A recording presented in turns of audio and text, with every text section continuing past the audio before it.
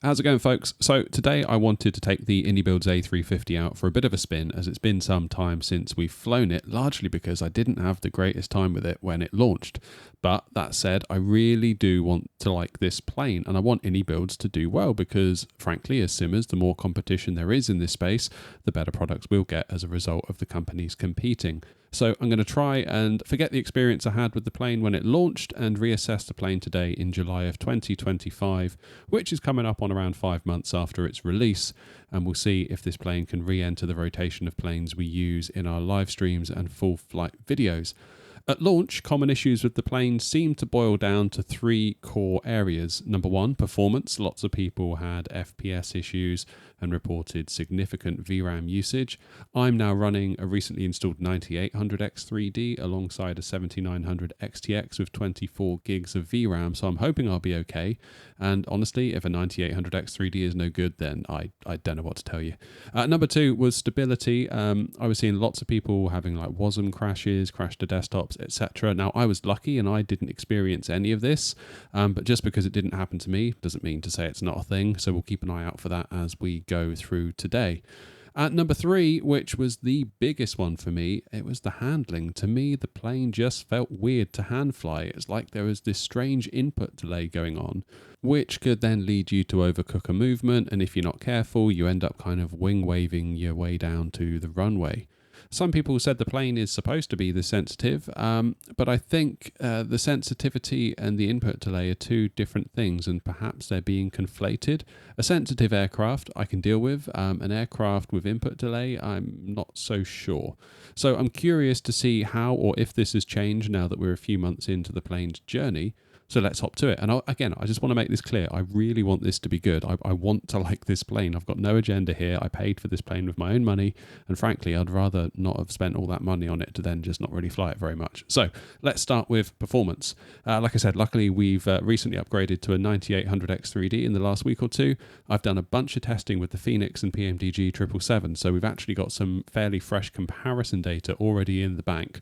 So we'll start with the A350 900 ULR at Edinburgh V2 from Pirigui, and we're going to do a little side-by-side as we come into land on runway 24 between the A350 and the Phoenix. Now, those of you that saw my 9800X3D testing video will recall how at 4K we ran into an issue where we could become GPU limited, so we'll drop ourselves down to 1440p to get that GPU limit out of the way and see how much of a heavy hitter these planes are on our poor CPU, as more often than not you are probably going to be CPU limited in the sim. So coming into land now into 24 into Edinburgh, you can see as we're quite far out on the approach, the A350 isn't doing terribly at all. And it's also worth noting that I'm running the version of the A350 without the cabin interior, and I've selected performance mode in the EFB option page, so we are giving it the best possible chance here.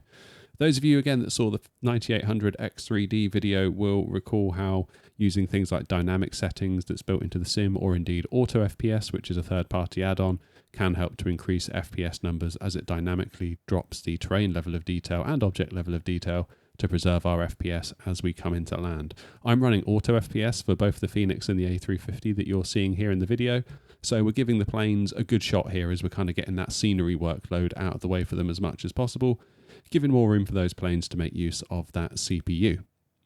The performance gap between the Phoenix and the A350 becomes clearer as we come into land on short final. The Phoenix at times is 10 FPS or so ahead, which might not sound like a lot if you're, I don't know, like a Counter-Strike player, but if you're struggling to get 60 FPS at all in the sim, 10 FPS actually becomes quite a big chunk of that. So I think while the A350's level of performance isn't necessarily a deal breaker for me, there is absolutely some room for improvement. Now, to briefly address point number two, stability, like I said, I was very lucky with the A350 and I avoided pretty much all of the WASM crashes. Although that said, I didn't fly it a huge amount due to being grumpy at the handling characteristics. So perhaps had I flown it more, I would have encountered more issues. Who knows? Either way, it's been all right for me, and therefore I can't really say much beyond that. I appreciate that's an inconclusive statement, but I can't really sit here and complain about an issue I didn't have, although I do acknowledge that a lot of you were affected. Again, feel free to leave a comment if you did have issues and let us know how it's going these days, like if it's improved for you, because we are, after all, quite a few months in now. Okay, let's get on to the big one, the handling. I really struggled with how this plane hand flew when it first came out. There was a lot of talk about how sensitive it was to fly and how small movements and inputs were key, and I can get behind that. I've got no particular issue with hand flying a sensitive aircraft. The issue I found, though, was that there was this very odd input delay whereby the plane took some time to react to my inputs. It wasn't much, but it was definitely there. And before you know it, you're putting too much input in, then you have to overcorrect, and then before you know it, you're oscillating your way down to the runway. At the time of launch, I honestly thought I was going mad. It wasn't until Philbert from Philbert Flies posted a video mentioning the very same thing that I suddenly felt somewhat reassured that maybe it wasn't just me. iniBuilds did speak about the community feedback regarding the handling in one of their post-launch live streams, but that kind of felt a little bit like them saying, you're flying it wrong, it's fine, don't worry about it. And who knows, maybe I am flying it wrong. But we've since heard from Into the Blue Simulations, who has real-world A350 experience, also saying there appears to be some input delay on the roll input in particular, and as a result, it's very easy to end up with oscillation, particularly on final approach. He also went on to point out that this is not true to life in the real world jet. So I don't know, maybe I'm not flying it wrong, who knows. In fairness, the other factor could be my joysticks, but I feel like I'm in quite a good position to test this theory, as it's not like I'm short on joysticks over here. I feel like if I get one more that shows up for review, I could very well be heading for divorce proceedings.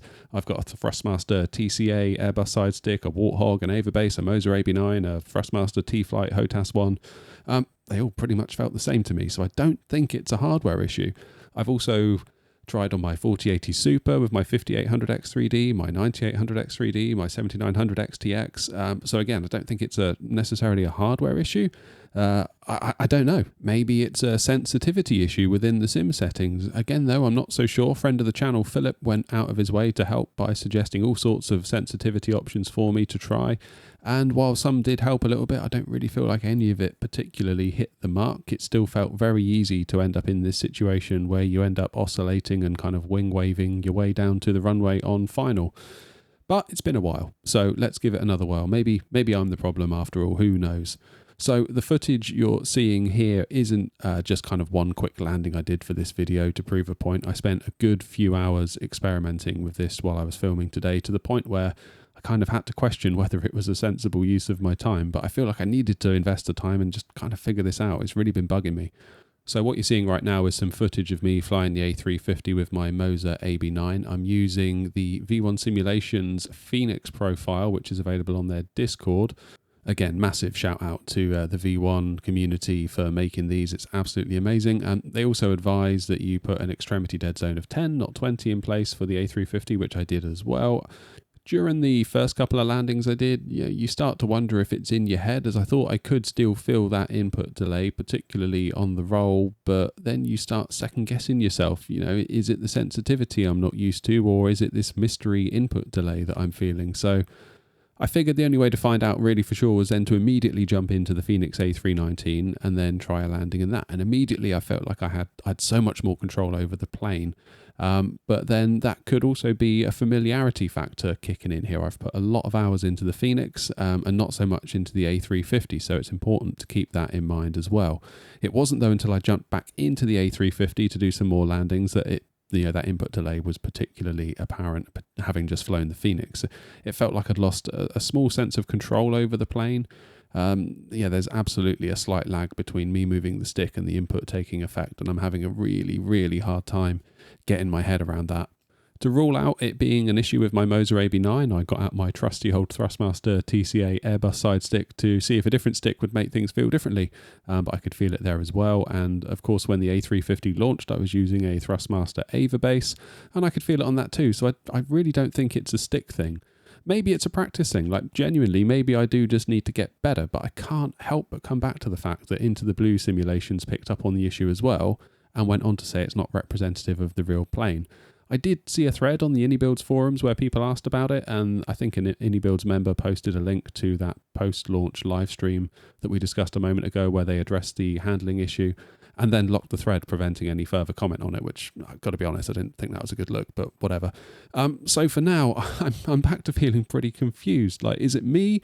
Is it the plane? Is it something else? Maybe I just need to get good. I don't know. I'd really love to hear from you, to see how you're finding it. I know that in our Discord, some people claim they've got no issues at all, and it's fine. And while others say they definitely do have an issue. So I don't know. I've no doubt that what I've said is probably going to split opinion, but it's just that handling. I can't get my head around it. It's totally weird to me. If you have any advice, I would be all ears. So I don't really know what to do with the plane. Does it go back in the hangar for now? Do we try and persevere with it? I don't know. I'm just feeling incredibly lost and confused regarding it all at the moment. As you can probably tell by the way I'm kind of waffling and going around and around in circles here. So I guess I will have to leave this one here in a rather unconclusive way. So sorry about that, but thank you very much indeed for watching. Until next time, you all look after yourselves, be good to each other, and as always, happy flying.